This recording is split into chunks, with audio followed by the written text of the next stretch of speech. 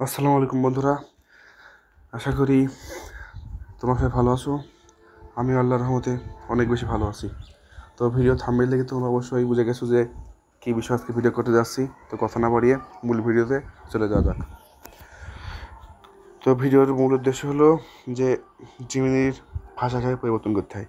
তো এর জন্য তোমরা প্রথমে জিমিনি অ্যাপে চলে যাবে।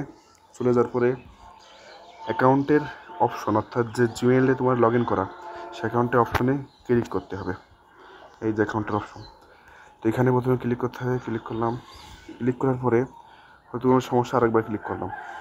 এই যে নিচে আমাদের সেটিংসের অপশন চলে আসবে। তো প্রথমে আমাদের এই সেটিংসে যেতে হবে। সেটিংসে ক্লিক করলাম। সেটিংসে ক্লিক করার পরে এই যে এখানে আমাদের ভাষা শো করছে, এই যে পুরোটা জিমেইলে যে ভাষায় কথা বলাতে আমরা ইচ্ছুক সে ভাষাতে সিলেক্ট করে দিতে হবে।